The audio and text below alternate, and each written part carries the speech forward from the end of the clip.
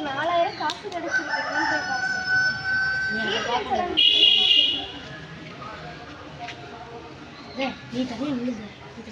ஐயோ 4000 காசு போயிடுச்சு. உன்னை யாரு கொடுக்க சொன்னது இதெல்லாம்? ஒரு பழைய செல் வச்சுக்கோங்க. நாளைக்கு என்ன கொடுத்த? அட்ரஸ் கேட்டாங்க, இதெல்லாம் கேட்டாங்க. அட்ரஸ் கொடுத்தேன். உன்னை ஃபோர்ஸ் பண்ணிட்டாங்க. உன்னோட செல்ல ஆஃப் பண்ணு ஹேக் பண்ணிட்டாங்க. சைபர் செக்யூரிட்டி போஸ்ட்டு சொன்னா நம்ம பணத்தெல்லாம் மீட்டு தருவாங்க. இப்போ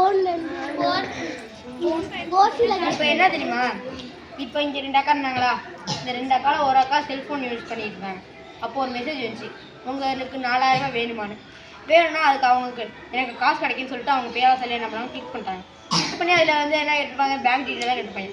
பேங்க் டீட்டெயில் கிட்ட இந்த அக்கா எல்லாத்தையும் கொடுத்ததான் அவங்க நல்லா திட்டு பேரோட நல்லா வசதியாக போயிட்டுன்னு சொல்லிட்டு நல்லா ஊறிட்டு போயிட்டாங்க எல்லா காசும். இதான் அந்த கதையோட அர்த்தம். ஃபர்ஸ்ட் கதை முடிஞ்சிச்சு. நான் இப்போ என் ஃப்ரெண்டுக்கு பதிலாக உங்களுக்கு காசு அனுப்பிவிட்டேன். அதை சேர்த்து திருப்பி அனுப்பி விட்றீங்களா? எவ்வளோ? 10,000. அக்கௌண்ட் நம்பர் சொல்லல. 1 2 3 4 5 6 7 8 அனுப்பிட்டேன்.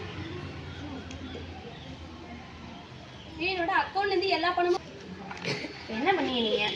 அவங்க யாரோ ஃபோன் அடித்தாங்க, என் ஃப்ரெண்டுக்கு பதிலாக உங்களுக்கு அனுப்பிட்டேன்னு சொன்னாங்க. அக்கௌண்ட் நம்பர் சொன்னாங்க, நான் அனுப்பிவிட்டு 10,000 ரூபா. நல்லா ஏமாந்துட்டீங்க. அவங்க நம்மள்கிட்ட காத்துட்டுருவாங்க. இப்போ அவங்க என்ன தெரியுமா பண்ணியிருக்காங்க நம்மள்கிட்ட? இப்போ அவங்க ஃப்ரெண்டுக்கு அனுப்புகிற மாட்டேங்க உங்களுக்கு பணம் 1 ரூபா கூட அனுப்பாங்க. உங்களோட நம்பர் கண்டுபிடிச்சி அந்த நம்பரில் அடித்து இப்போ உங்களை நல்லா ஏமாத்துறாங்க. இதனால இப்போ நீங்கள் தெரியாமல் நீங்களே அனுப்பிட்டீங்க. இது மட்டும் எத்தனை பேர் அனுப்பியிருப்பாங்க, இந்த மாதிரி எத்தனை பேர் ஏமாத்துறாங்க. அதனால நீங்கள் உடனே என்ன பண்ணுறீங்க, சைபர் செக்யூரிட்டி போஸ்ட் போய்ட்டு கேளுங்க. அவங்க உங்கள் பணத்தை எனக்கு கண்டிப்பாக எடுத்துருவாங்க.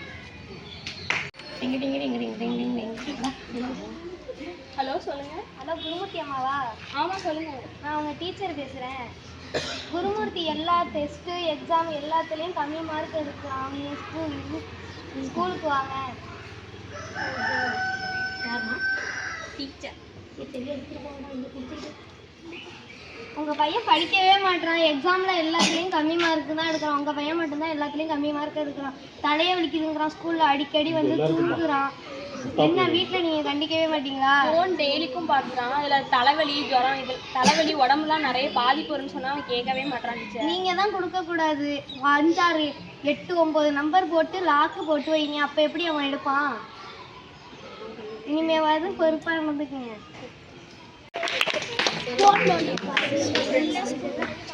படிக்கிற நேரத்தில் செல்லை கொடுத்தா பிள்ளைங்க படிக்காது. இப்போ தவல்ல பிள்ளை இப்போ பிறந்த பிள்ளைக்கு வரைக்கும் அழுகுனாங்க, செல்லை தூக்கி போட்டால் அதுவே சிரிக்க ஆரம்பிச்சிருக்கு. இந்த மடக்கு தான் இந்த மடக்கு. எத்தனை பிள்ளைங்க மீனா போய் வைத்தியமாக கூட போயிருக்காங்க. அதெல்லாம் தெரியும் கொடுக்கும். ஆனால் எத்தனை பேர் பார்த்துட்டு தான் வந்தோம், கணக்கெடுக்க போல போனால் பார்த்தோம். அதான் இந்த கதையோட அர்த்தம். என்ன பண்ணிட்டு இருக்க? நான் ரீல்ஸ் பண்ணிட்டு இருக்கேன்.